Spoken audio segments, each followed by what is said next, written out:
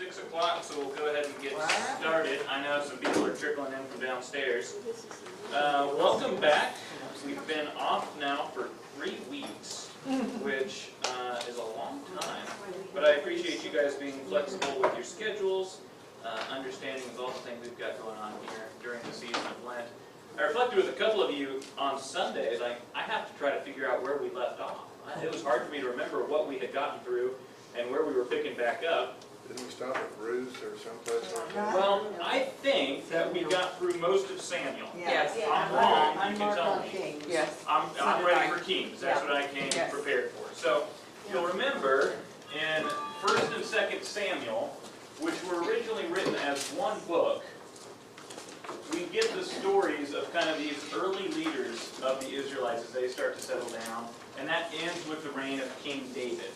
Remember, King David is the shepherd's son, and he has that famous story where he goes and he fights Goliath in the war, and he's the little brother and shouldn't be a leader, but proves himself to be brave, gets an insight with the army of Saul, and begins to work his way up and becomes king. Now, David, like the other people in Samuel, arcs upwards and then arcs downwards, and ends his reign in a bit of disgrace. And 1 Kings picks up where we left off. King David is on his deathbed talking to his son about what to do next. So like Samuel and like Chronicles, which comes after Kings, 1st and 2nd Kings were originally written as one book.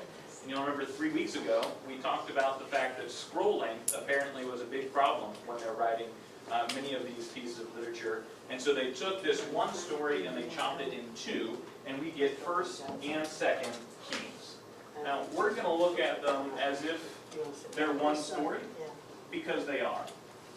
But when we are going to chapters and verses, we'll still have to use the 1st Kings, 2nd Kings, because that's how it's organized in our Bible. So let's jump right in and take a look first at David as he's sitting here on his deathbed. You find it in chapter 1 of 1 Kings. King David had become very old. His servants covered him with blankets, but he couldn't stay warm.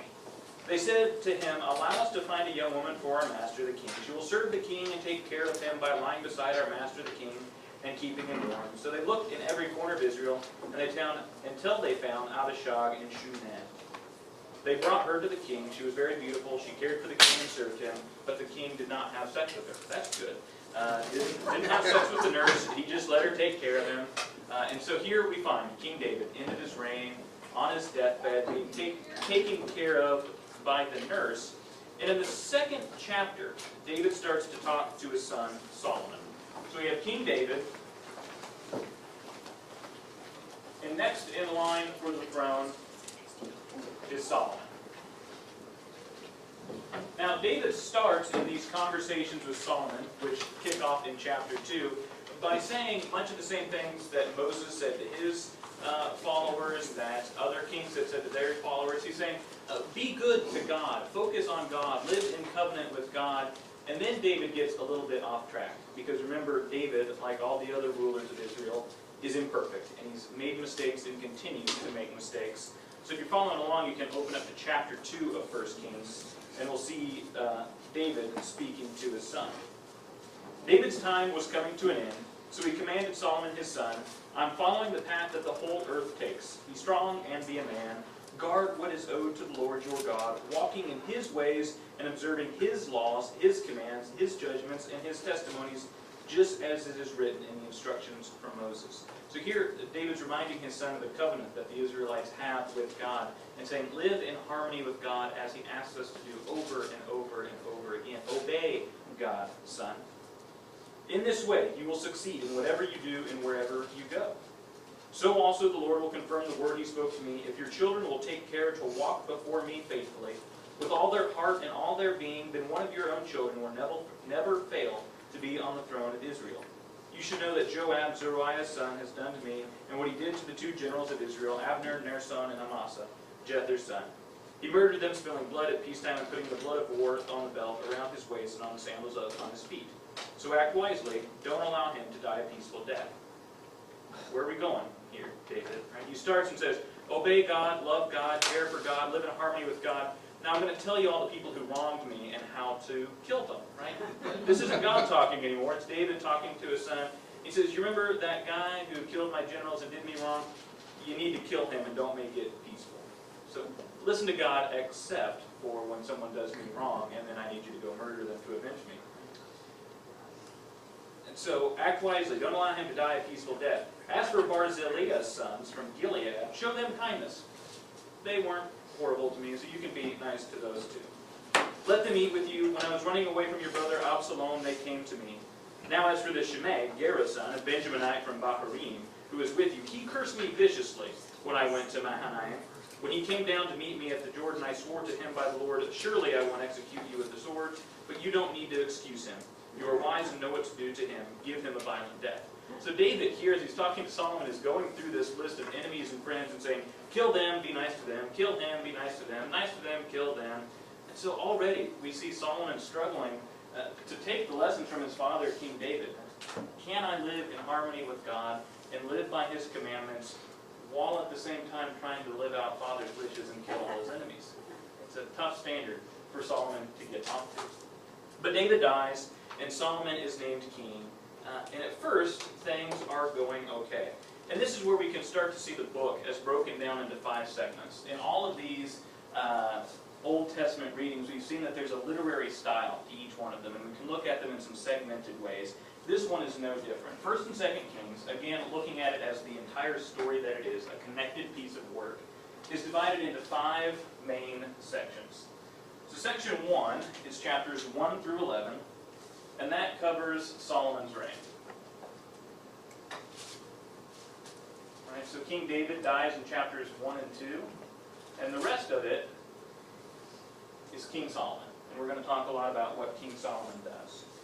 In chapters 12 through 16, we see a division of the Israelite people. Turns out that some of the kings that follow Solomon and that rule Israel are not very good at their jobs. And so eventually a civil war breaks out and Israel divides into 2 pieces, and we find that in 12 and 16. In 17 of 1 Kings, so 1 Kings 17 through 2 Kings 8, and remember this is one story, so they connect over each other, we see this war of words, really, between the kings and the prophets. Now, if you're familiar with New Testament and later Old Testament writing, you'll know that prophets are supposed to exist. Prophets predict Jesus, prophets lead the Israelites through a lot of things. But we haven't really been introduced to the prophets very much thus far in the work. So we're going to start to meet some of the important prophets in 1st and 2nd Kings. Sections 9 through 17 are aptly titled The Road to Exile. Israel continues to do things wrong, and they start to sow the seeds of their own demise. Right? The kings continue to fail, the people continue to fail, they continue to break their commandment with God, and they create their own road to exile. And finally, these 2 books end in chapters 18 through 25 with exile. And we'll get to that, but the story ends, Babylon conquers Israel. They destroy the temple that Solomon built, something that we'll talk about, and they take the Israelites into captivity, spread them throughout the old world, and it's the end of this kingdom that David helped build. It doesn't take very long to go awry from God.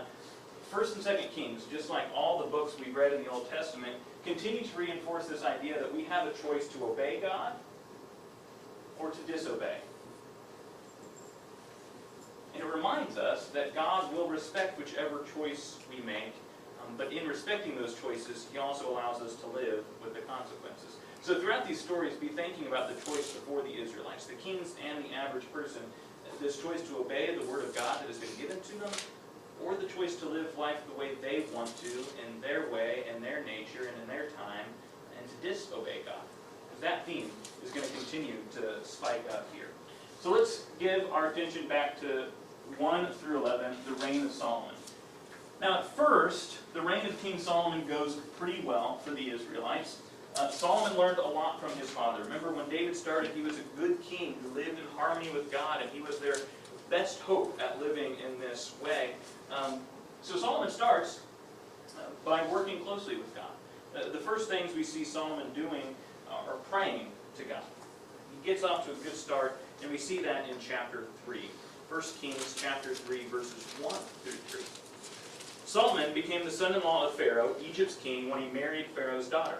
He brought her to David's city until he finished building his royal palace, the Lord's temple, and the wall around Jerusalem.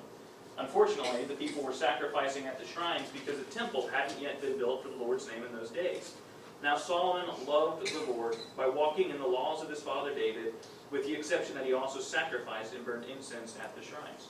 So Solomon gets married, he starts his royal family, he builds his palace, he begins construction of the temple, which was David's big goal in life, to build the temple for God, and he lives by the laws of his father, he lives in harmony with God, at least for a while. So Solomon gets off to a good start, and the Israelites think, okay, maybe we've got this figured out. Maybe this king can do different than all the other kings and leaders that have come before, but we know the end of the story. It doesn't work out that way. It never seems to. But Solomon gets off to a good start. And in chapter 5, we can see that Solomon orders the building of the temple. 1 Kings chapter 5, verses 1 through 6. Because King Hiram of Tyre was loyal to David throughout his rule, Hiram sent his servants to Solomon when he heard that Solomon had become king after his father. Solomon sent the following message to Hiram. You know that my father David wasn't able to build a temple for the name of the Lord my God. This is because of the enemies that fought him on all sides until the Lord put them under the soles of his feet. Now the Lord my God has given me peace on every side without enemies or misfortune, so I'm planning to build a temple for the name of the Lord my God, just as the Lord indicated to my father David. I will give you a son to follow you on your throne. He will build the temple for my name. Now give the order to have the cedars of Lebanon cut down for me. My servants will work with your servants. I'll pay your servants whatever price you set, because you know we have no one here who is skilled in cutting wood like the Sidonians. So here, Solomon is fulfilling the wish of God and the wish of his father. He's decided, we're at peace, we've unified the tribes of Israel, we're finally going to build the temple. Now remember, since the book of Exodus, when the Israelites first escaped from Egypt, God has been roaming around with them in the tabernacle in the tent. Right? They build the tabernacle, he's in the ark, the Spirit of God is in the ark, and the tabernacle is this elaborate tent that has been following the Israelites around. Now it's time to get rid of the tent and build a big temple to God. And it's an elaborate temple. It's filled with all kinds of imagery about the Israelite story. It tells the tale of the Garden of Eden and the escape from Egypt and the wandering through the deserts and the rise and fall of Israelite kings. It's full of imagery and power and majesty. And they take all the relics and all the things that matter to them out of the tabernacle and they put it into the temple. And this is where they begin to worship God. So Solomon seems to be doing things correctly. Right? Solomon off to a really good start. But it doesn't last. In chapter 8, Solomon finishes the temple. He blesses it. So we're 8 chapters in. Solomon's still doing well. Remember, he's only getting the first 11 chapters of the book, and for 8 of them, he does pretty good. But his slide downward is somewhat a attempt. In chapters 9 through 11, Solomon starts to make mistakes. That's kind of sad, really, because he finishes the temple and then immediately forgets why he was doing the work he was doing and begins to choose disobedience from God. For a long time here, he's chosen to obey God, to follow his wishes, to live like his father lived. Now he starts to choose to obey. So what's he do? First, he marries literally hundreds of women.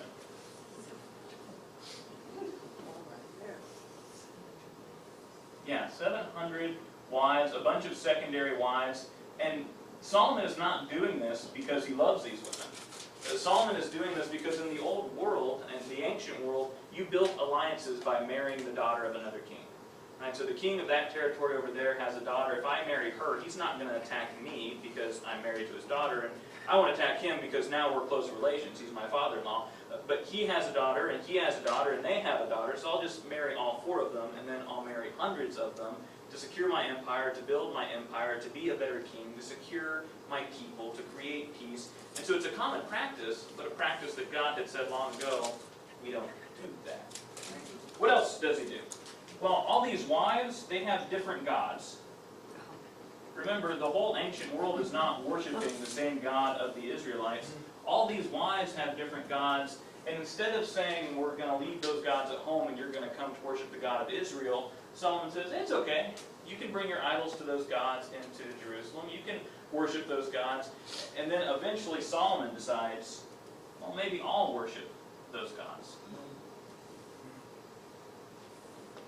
Israelites a big no-no, right? And so Solomon begins to worship false gods, the gods of his wife, right? And it gets worse. Solomon begins to accumulate lots of wealth. And inherently, that's not bad. And he's getting his wealth because he has all these alliances through his many weddings, and so he can trade with all these empires. He doesn't have to fight wars with all these empires. So he starts to get lots of money, and what really wealthy kings love to do is build things that show other people how wealthy they are and will stand the test of time. So he engages in a big building project, right? Solomon the builder. But to do so, he starts employing slaves. And he employs slaves to build all kinds of things for the Israelites and for him. And so by the time Solomon's done with his reign as king, he looks a lot more like the Pharaoh of Egypt, the very place that the Israelites ran from and fled from, than he does his father David. He's doing all the things that the Egyptian God did. He has hundreds of wives. He worships different gods and allows different gods into the house of God. He's exorbitantly wealthy and shares none of that with the rest of the Israelites. And he employs slavery. So for the Israelites, who were slaves not that far ago in their history, to come back to where their own king is acting like a pharaoh over his empire is hard to swallow. But that's where we get. So Solomon does a good job for 8 chapters. He follows God until he builds the temple, and then greed starts to seep in. And he figures out he can make lots of money and do lots of great things and live a different life out of harmony with God, and chooses that disobedience, which we've seen the Israelites do over and over and over again. And so Solomon breaks almost all the guidelines that God sets for his people in Deuteronomy 17. And we won't go back and read in its entirety Deuteronomy 17, but if you're sitting at home tonight wondering all the things that Solomon did wrong, flip to Deuteronomy 17, read the list, and he can put a checkbox next to every single thing that God says don't do. He's forgotten the law of God and chosen to live just like all the other kings. And God has said, you're not like all the other people, you're different, you're special, you're my children, and they have forgotten that. So Solomon dies, and that ends sections 1 through, or chapters 1 through 11, section 1. So Solomon dies, and his son takes over.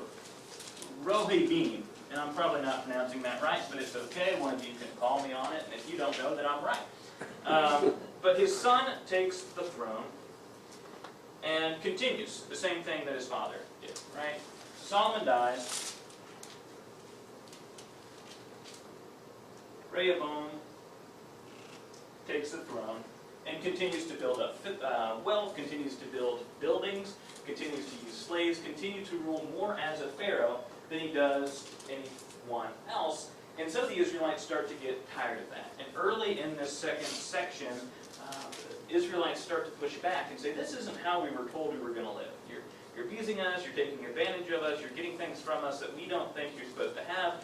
And so this new king pulls together his father's advisors and says, what should I do with these Israelites who are saying I'm leading wrong? And the older advisors say, well, you are. Go back to the way of David. Lead as a better king than your father. Return to the covenant with God. And he goes, no, I don't want to do that. Kicks all those advisors out, brings in new advisors and says, okay, now you guys tell me what I should do. And they say, well, you're a perfect king. You're doing everything just right. You should be harsher to these people than your father was, because only through brutality will they learn that you are king, and they will learn to follow your example. And so we can flip to Kings 11, 1 through 10. Nope, sorry. Try Kings 1, 12 through 17.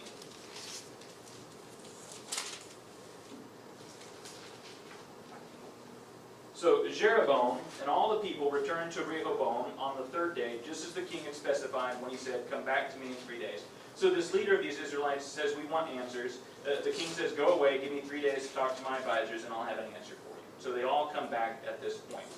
The king then answered the people harshly. He ignored the elders' advice and instead followed the young people's advice. He said, my father made your workload heavy, but I'll make it even heavier. My father disciplined you with whips, but I'll do it with scorpions. The king didn't listen to the people because this turn of events came from the Lord, so they might keep the promise he delivered through Ahijah from Shiloh concerning Jeroboam, Nebat's son. When all Israel saw that the king wouldn't listen to them, the people answered the king, "Why should we care about David? We have no stake in Jesse's son. Go back to your homes, Israel. You better look after your own house now, David." Then the Israelites went back to their homes, and Rehoboam ruled over only the Israelites who lived in the cities of Judah. So he ignores the people, and we see this division of the Israelites. Now, they were sparse, 12 different tribes, and then they come together and they unify, especially under David. But now, 2 kings later, it's all broken apart again. Those old rivalries start to seep back up to the top, and the tribes decide that they're going to divide once more. And they split into 2 parts. The south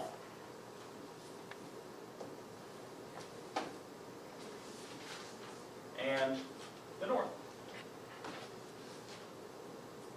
Now the south is called Judah. Its capital is the city of Jerusalem. And it is ruled by the sons of King David. It's ruled in David's line, just as God promised them it would be. The north is called Israel, which is going to get really confusing. It's based in the city of Samaria, and its kings fall in the line of Jeroboam. Now, Israel gets confusing because throughout the Old Testament, when we speak of Israel, we're speaking of all 12 tribes as one monolithic group. Now they're divided into 2 chunks, Judah and Israel. Okay? So in this chunk of the story, when we're working through Kings, at this point moving forward, when I say Israel, I'm primarily talking about the northern tribes, the northern segment. If I say Judah, I'm talking about the south. And you can see the division right about here. This is Judah, and here's Jerusalem, and just above it is Samaria. Remember, we're talking about a very small region of land, not really that many people, but they divide themselves in half. This part ruled by one family, this part ruled by the other. And so the rest of the middle section of Kings, so sections, the rest of section 2, section 3, and section 4, are the story of the kings who ruled both tribes. And if you flip through Kings, you'll see it says, this person rules Judah, and it'll talk about how terrible he was. And then it'll say, this person ruled Israel, and it'll talk about how terrible they were. And then it'll say, this person ruled Judah next, and they were terrible. And this person ruled Israel next, and they were terrible. And so the author is taking us through each kingdom and judging the kings that ruled there. So 2 different lines, but he's judging the kings based off the exact same parameters, right? He has the same kind of grade card that he gives to each king as he goes back retrospectively and looks at their rule. It's important to note that 1st and 2nd Kings is not written as this is happening. Based on some of the hints that are given inside of the scripture, we think that it was written at least 200 years later. The author indicates that the Babylonian exile is not permanent, and to know that, he would have had to live after the exile. So again, we don't have someone who signed this and put the date on it when they were done, but we can pick up on literary hints and assume that this is a retroactive look back. They're kind of recapping what has been going on, and so he's looking, and he has his grade card, and he's saying, what have the kings done? How do we grade them? So these are the 3 main things that the kings are graded on. Did they worship the God of Israel alone? One of the big problems for Israel has been that their kings don't worship God alone, but they allow other gods in. They worship those 5 false idols, and that causes all kinds of trouble. Right? That's one of the big ways that they disobey God. So the second one kind of falls in hand. Do they rid Israel, and here he's talking about either tribe, or either section, of idolatry? Now, idolatry is simply the worship of idols, those false gods that come in from the surrounding areas. So does he worship God alone? If he does so, does he also work to rid Israel of idolatry? Because it's not enough just for the king to say, no, I'm only going to worship God. He has to remind the people in the tribes, the Israelites, that they too are supposed to only worship God. He needs to do both to pass this test. And finally, are they faithful to the covenant? Are they living in that harmony with God? Are they obeying the commands, the rules that set forth by Moses? Are they remembering who we are and the God that we worship and the way in which we are called to live with Him? Are they choosing to obey instead of disobey? And so the author goes through 20 kings for the south and 20 kings for the north. And the south is 0 for 20. None of their kings, 20 strong, hit all 3 check boxes. They all fail the mark. The north does a little bit better. They go 8 for 12.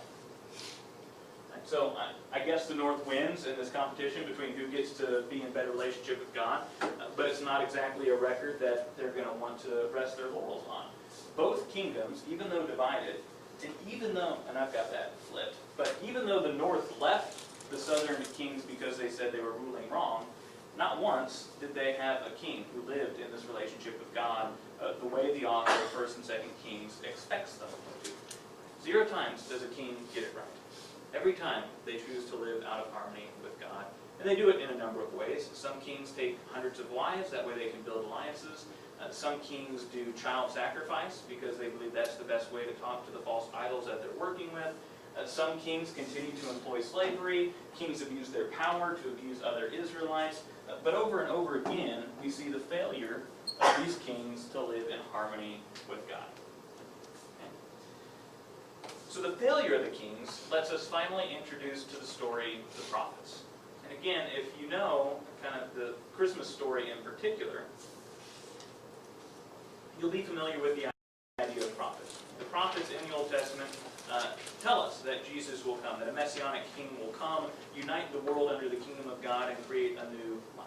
But this is really the first time that we're experiencing the prophets in action. So who are the prophets?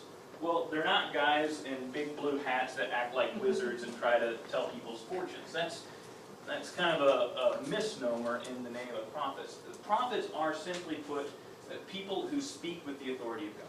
Right? People through whom God speaks. And so the prophets become covenant police. And the prophets in 1st and 2nd Kings are looking at each king kind of by that similar checklist and saying, are you living right? And if you're not, we're going to call you out on it. Right? Are you doing injustices to the people of it? Yes, Kevin? Can we have prophets today? You need some covenant police? Or, yeah. Can we have prophets today? Yeah, probably. It's one of those things that is hard to figure out in the moment, right? And I'm willing to look back and see. Right. I'm willing to guess that some people believed the prophets were telling the truth and other people thought they were crazy street yellers. Right? And so in the moment and in the culture it's difficult. And today we certainly kind of choose to believe that prophets exist much less. I mean, it would be a real cultural phenomenon in our society to get any energy behind a prophet. But yeah, I mean, there can still be people who speak through God. Prophets can continue to exist. And they certainly exist here. They're used by God, they're called up by God to call out the Israelites when they allow a king to run amok. And this starts to feel very similar to the story in Judges. Do we remember that story, that cycle that the Israelites go through in Judges, where God promises them, you know, the whole world, everything will be great, you'll have prosperity, and you'll have peace. And the Israelites take that and they start to spiral away from God and they start to sin, to disobey. And then they get conquered because they're living out of harmony with God. And when they're conquered, they pray and ask God to save them. And they say, we'll never do it wrong again. If you save us this time, we'll be so much better. Please, please. And so God raises a judge. The judge reminds them of their covenant with God. They return to prosperity and start that whole thing again. Remember, the whole story of Judges is this cycle that the Israelites are going through. We're prosperous because we're listening to God and we're doing things right, but then we start to get greedy because we like this prosperity and we start to disobey and it all goes wrong, and so we scream out and ask for help. The same thing happens here throughout Kings. For every terrible king there is, God raises up a prophet to try to remind the Israelites of what living in harmony with Him does. Sometimes they figure it out and depose the king, sometimes the king dies of natural causes, but every time that cycle starts back up. And another prophet is called, and another king rises, and we continue to see this spiral away from God. So again, the literary work being done has some similar threads being carried through. Right? The story of the inability to obey God. So the prophets are here to be covenant police. They're here to talk on behalf of God, to check the kings. And we meet in 1st and 2nd Kings probably the two most important of the story. Elijah, these are both prophets, and his disciple, Elisha, because they couldn't get their names farther apart. Elijah and Elisha. Elijah is kind of a wild mountain man, right? He roams in the wilderness for a long time, and then he comes out as a prophet from God, and he has this big rivalry with King Ahab. These are both prophets in the northern kingdom, right? In the land of Israel, that northern kingdom. And so Ahab is the king of the north. And Ahab is married to a woman named Jezebel. And a lot of people know the name Jezebel, and not for good reasons. Jezebel is rarely connected with being a really nice and easygoing queen who did everything right. No, Jezebel is often blamed for kind of whispering in the ear of Ahab and causing him to do bad things. Jezebel is a Canaanite. And you'll remember that the Canaanites are some of the people that the Israelites had to fight to take back the Holy Land. And so Canaanites at this point are kind of dispersed, still around, still have some territory, and the Israelites have forgotten these wars. Right? Both north and southern kings are marrying into tribes and into groups that they once fought. And so Ahab marries the Canaanite woman, Jezebel, and does all kinds of things wrong, and Elijah is just this thorn in his side who keeps saying, you're doing it wrong, quit doing what you're doing. The most famous story of Elijah occurs because Jezebel, as a Canaanite, worships the god Baal. B-A-A-L. We've heard his name before, right? He's kind of one of these recurring false gods that we see throughout the Old World and throughout the Old Testament. And so because Jezebel worships Baal, Ahab decides that he's going to worship Baal and allow the northern people to worship Baal. And he goes so far as to taking the temples that the northerners have built and converting them from temples of God to temples of Baal. And Elijah doesn't like that. Right? Elijah knows that we're not supposed to worship false gods, and so he calls out Ahab, and he calls out all the priests of Baal and all the people of the northern tribe, and says, I'm going to prove to you that God is the real God, and that your God can't do anything compared to what my God can do. And many of you are probably, or maybe, familiar with the story of Elijah taking on 400 priests of Baal in a fire lighting competition. Any of you know that competition? We're going to jump into it. So let's jump to 1 Kings chapter 18. We'll look specifically at verses 22 through, I think that's 39, but I can't read my own handwriting. So Elijah sees that these people are worshiping Baal. And he says, I've got to prove to them that they're worshiping a false god. Remember, he's a prophet. He's been raised by God to remind Israel and the king of their covenant with God and to worship the one true God. He thinks, how can I do this? And he decides to do it by challenging the priests of Baal to this little competition. And we can see that start in 22. I'm off the page here. So Elijah said to the people, I am the last of the Lord's prophets, but Baal's prophets number 450. Give us 2 bulls. Let Baal's prophets choose one. Let them cut it apart and set it on the wood, but don't add fire. I'll prepare the other bull, put it on the wood, and I won't add fire. Then all of you will call on the name of your God, and I, by myself, will call on the name of the Lord. The God who answers with fire, that's the real God. So Elijah has taken all of these people and the 450 priests of Baal up to the top of this mountain. And they have built 2 pyres. And so they've got 2 nice little stone fire pits. And inside of each one, they have sacrificed a bull. And he even let Baal's priest pick which bull they wanted. And he says, you all are going to pray to your God, all 450 priests at the same time. You can chant whatever incantations you need. You can do whatever you need to do to pray.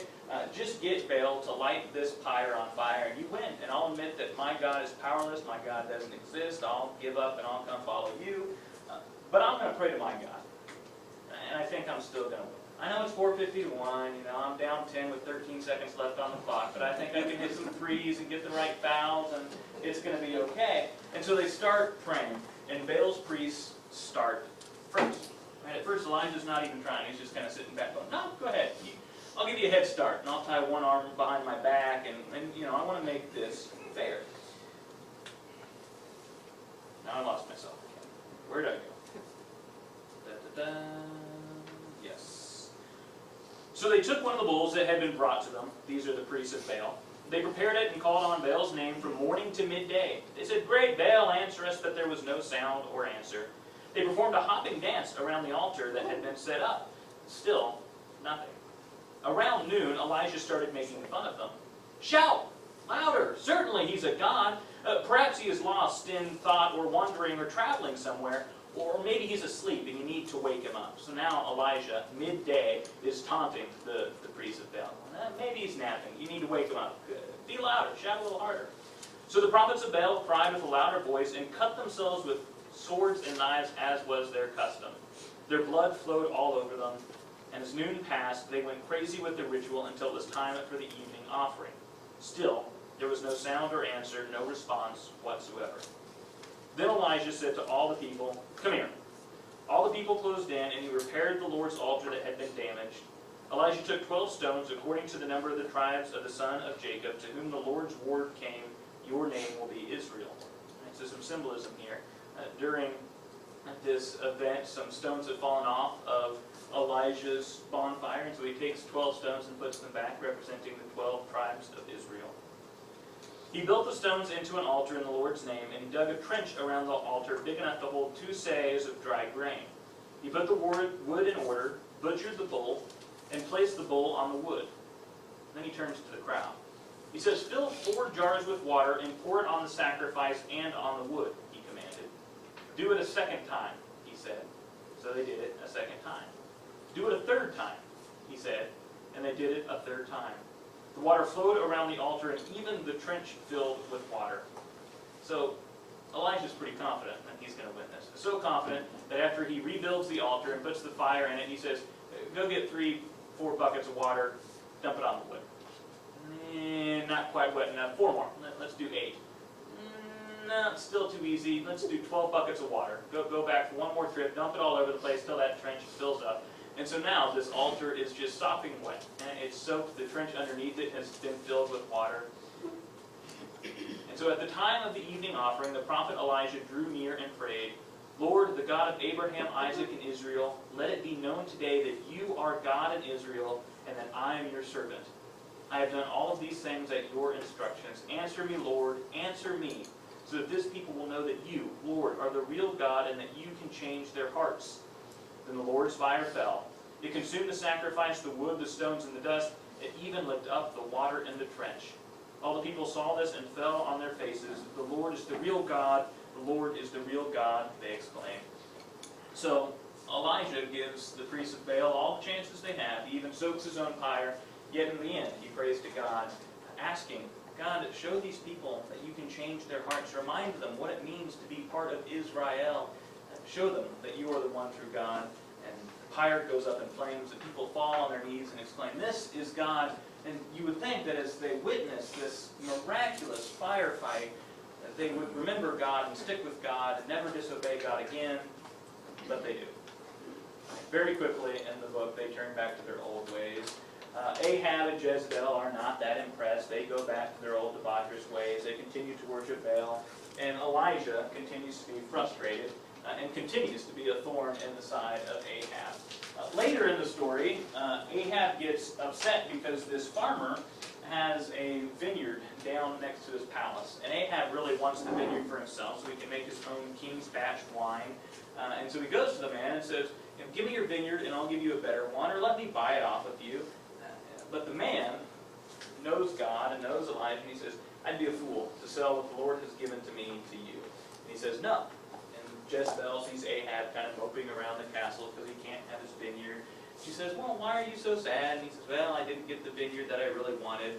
She said, well, you're the king. Kill the guy and take the vineyard. And so they plot the assassination and they kill him. And Elijah calls him out again, and Ahab has to, fight his way through this scandal around killing a man for the vineyard next to the palace. So continuously, we see this fight between the kings who are leading the Israel down these wrong roads, living kind of in disobedience to God, and the prophets who continue to try to remind the kings and the people that you have a covenant with God.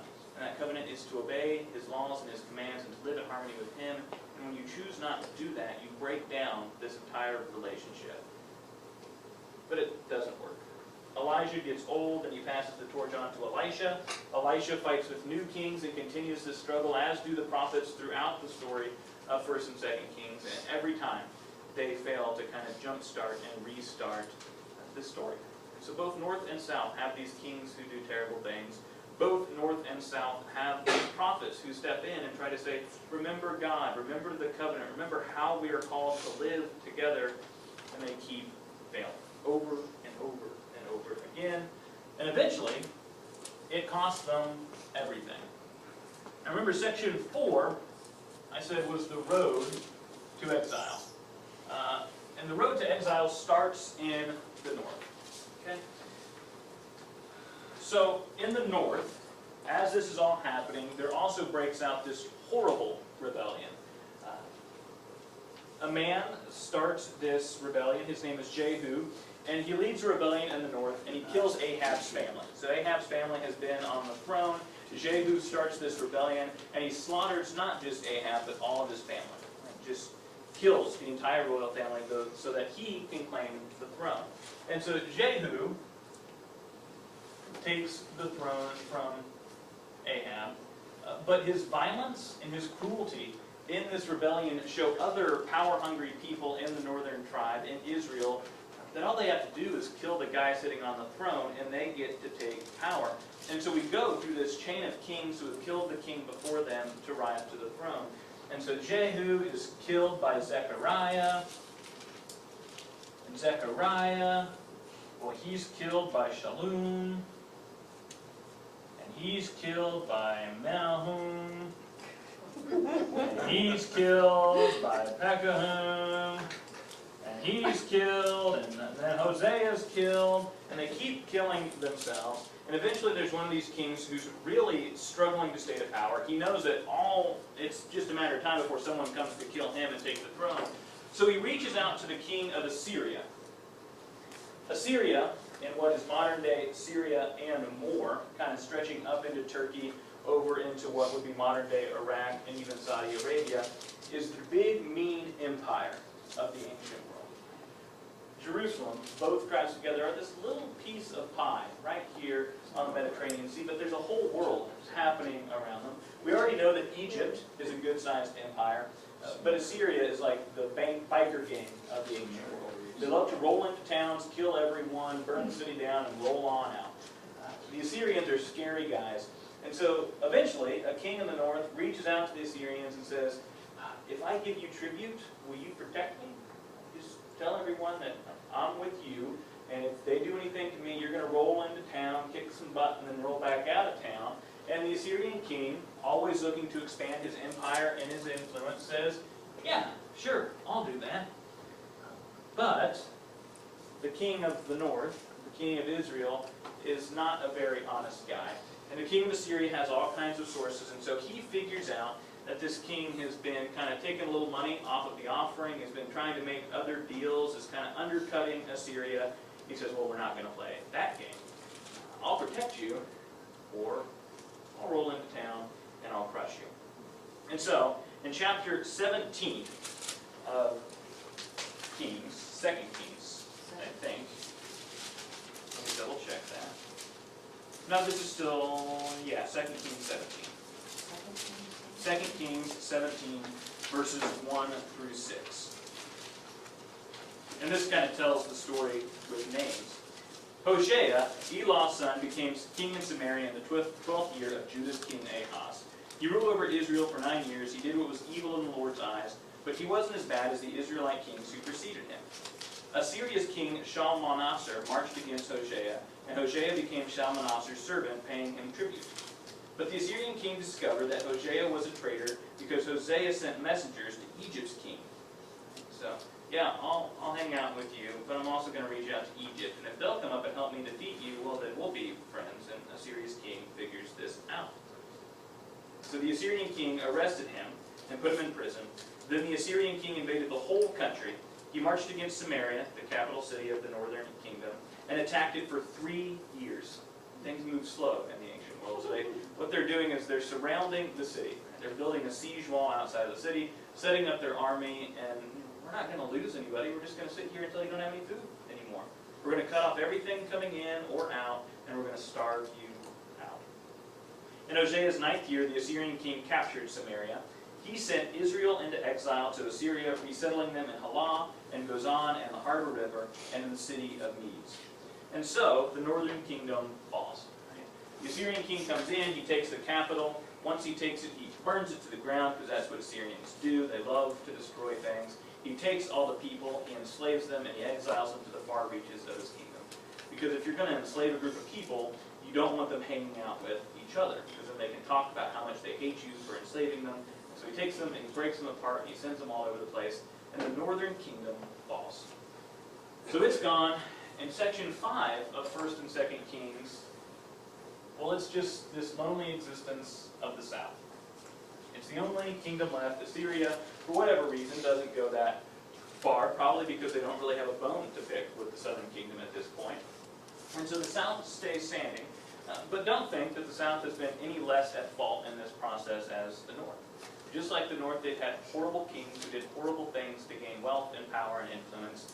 Just like the north, the south has had prophets who tried to remind their kings and their people to live in covenant and in relationship with God.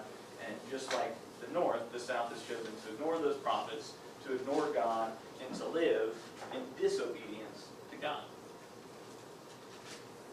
So in section 5, chapters 18 through 20 of 2 Kings, we get the story of the southern kingdom. Now at first, the southern kingdom actually gets a bit of an upturn. Probably because they see the destruction of the northern kingdom. They get a good king, Hezekiah, and he reminds them of God. He reminds them of the relationship in which they are called to live, and he starts to get everyone back on board. And then he dies, and a not-so-good king comes back, and he starts to worship false idols. He starts to sacrifice children. He starts to use slaves, and so they fall back down.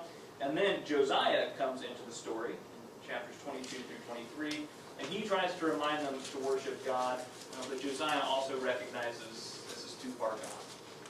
The south cannot get back to where it needs to be. And so, God raises up some prophets, and they remind Israel that they've gone too far, that they cannot be reconciled, and that their doom is imminent. And it all is really captured by King Manasseh, who sits in between Hezekiah and Josiah. He's in chapter 21. You can read about him. But he does all the things that you're not supposed to do. He worships false idols. He worships false idols in the temple.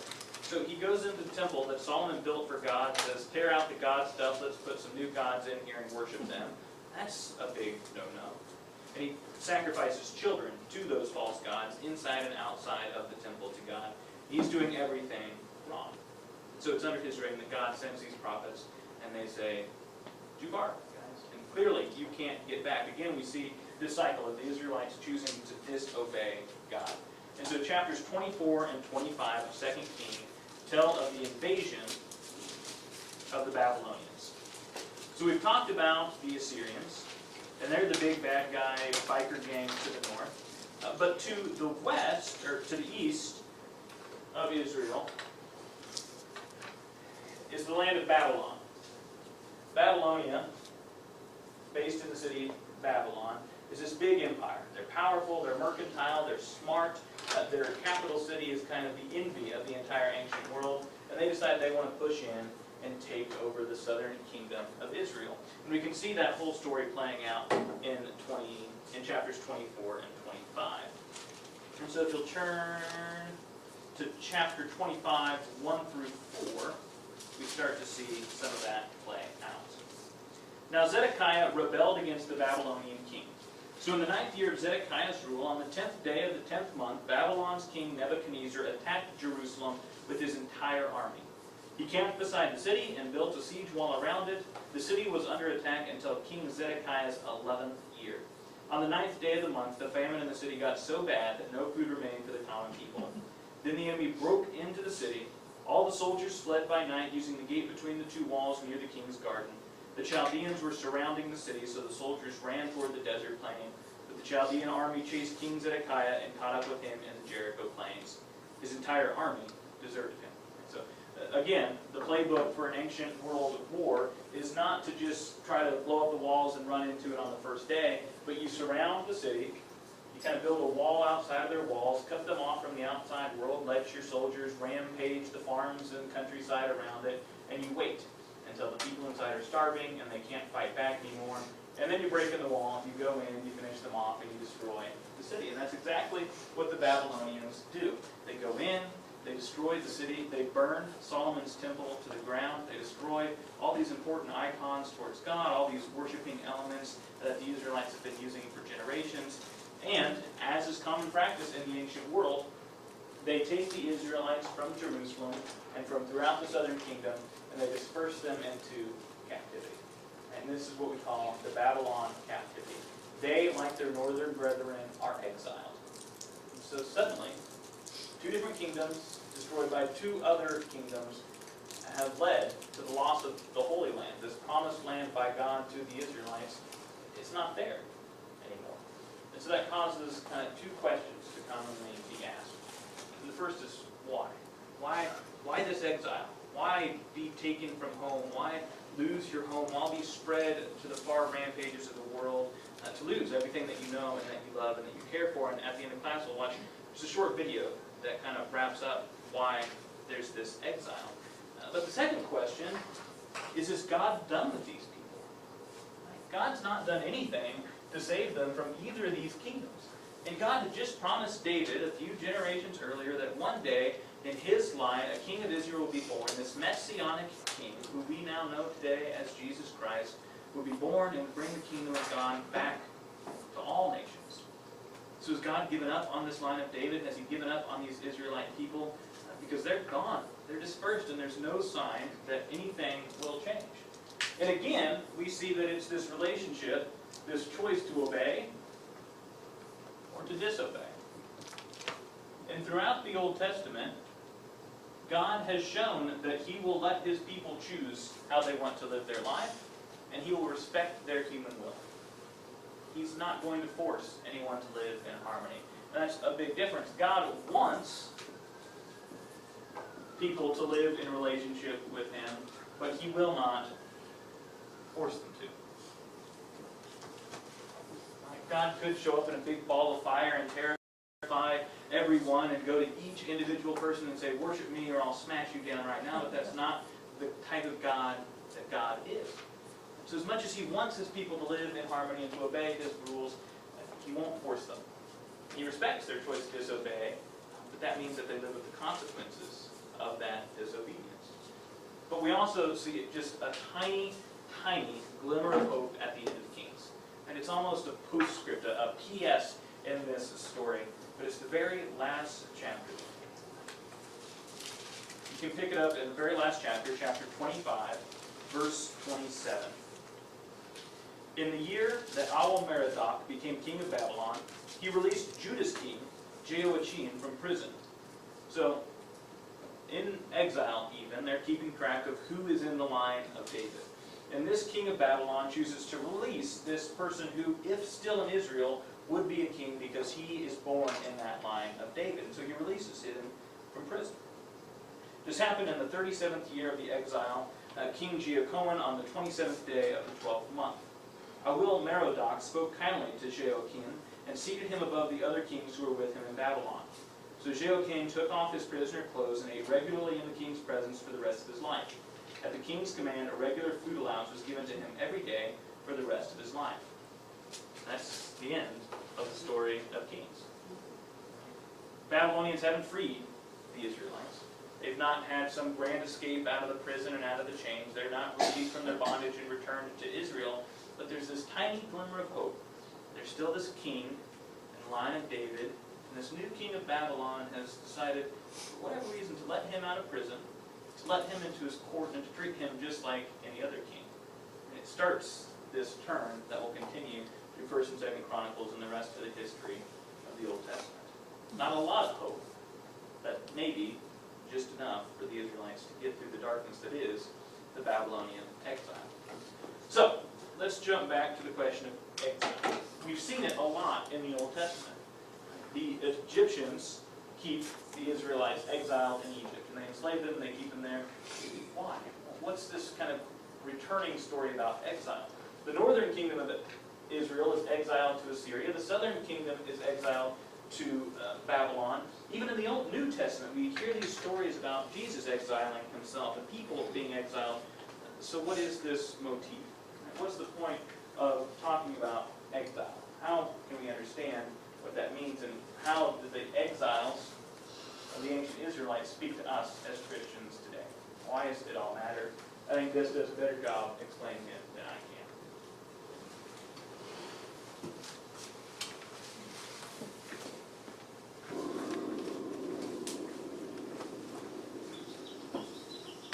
There's something about being home, where everything's just right. We're surrounded by people we love and trust. There's a feeling of stability and safety. And while some people get to experience this kind of home, many do not. Others might even be forced to leave their home and go live in a foreign land. We call this going into exile. Yeah, in exile, everything is disoriented. You're in the unknown. And in the story of the Bible, this is where the ancient Israelites found themselves, conquered by Babylon, living in exile, far from their homeland. And so they had asked themselves, how did we end up here? And is there any hope of going home? And the whole story of the Bible is designed to address those very questions. The whole story? Really? Yeah, go back to the first pages of the Bible. Where does humanity live? Okay, they live in this really sweet garden. They're home. And they're there on one condition, that they trust and follow God's one command, and they don't.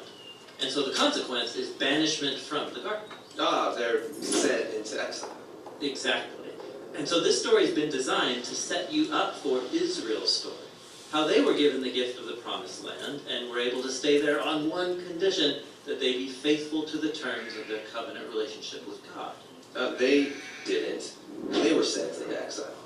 And if you still don't see the parallel between exile from the garden and exile from Israel, think about this. In Genesis, humanity's exile led up to the story about the building of what city? Oh yeah, Babylon. The same place the Israelites are sent. But that's not the end of either story. In the first Babylon, God called Abraham to leave and travel to the promised land. And that story was designed to give hope to the Israelites currently living in the later Babylon. Now eventually, they do get to leave and travel back to their promised homeland. And when they did, it wasn't home sweet home. Oppressive empires were still ruling over them, and the people kept acting in the same corrupt ways as their ancestors. And so the biblical prophets said that exile wasn't actually over. How could they think they were still in exile when they're at home? Yeah, this is really important. In the Hebrew scriptures, Israel's Babylonian exile became an image of something more universal. It's that feeling of alienation and longing for something more, no matter where you live. Yeah, I can relate to this. I have a great home, but it's situated in a world scarred with pain and broken relationships, death, tragedy, done by others, but also done by me. And so in the Bible, exile is the human condition. We all keep repeating this pattern of human corruption leading to a Babylon that we can't escape. And it doesn't matter where you live, we are all longing for a better home. Now Israel's scriptures held out hope that one day God would send a king who would rescue the world from all of the Babylons he created. And after many generations pass, we meet this Israelite named Jesus of Nazareth. He wandered about with no home, announcing the great restoration, that reality of home that Israel and all humanity has been looking for. Yeah, Jesus really cared about people who didn't have homes. He welcomed in the stranger. He said God's love is shown when you invite in the outcast and throw parties for people who don't have a place to belong. Jesus also claimed that Israel and all humanity had lost its way, that our self-centeredness drives us to create false homes based on status and power, and these inevitably exclude others. We live in an exile of our own making. But Jesus said the true way home is one of weakness, of service, and of forgiveness. And then Jesus went into exile alongside us to show us the true way home. Which is, Well, Jesus said He is the way. His life and self-giving love proved more powerful than humanity's failure. He opened up a pathway to our real home. And as Jesus' followers committed themselves to Him, they discovered this new way of being human. They believed that the real return from exile had begun. And so they would call themselves sojourners or wanderers. oh right, they would say things like, the world isn't our home, and we're citizens of heaven. And so Jesus' followers remain exiles as they wait for that day when Jesus returns to transform this world into a true home.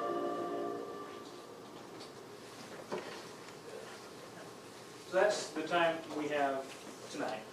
We got through 1st and 2nd Kings. That's 2 books in one night. That's progress. But I love that video because I think for me, it places these stories in context that I can use as a Christian today. As a Christian in the 21st century, why do I need to know anything about the Babylonian exile or the Assyrian exile or the exile into Egypt? Because it's emblematic of our own exiles.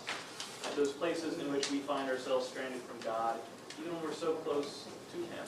And it's a reminder that in those exiles, we are to search for the way home, the way that Christ illuminates. So, there's some food for thought as your week goes on. We'll be back next week and the weeks to follow. So, we'll see you next Wednesday. Thanks, guys.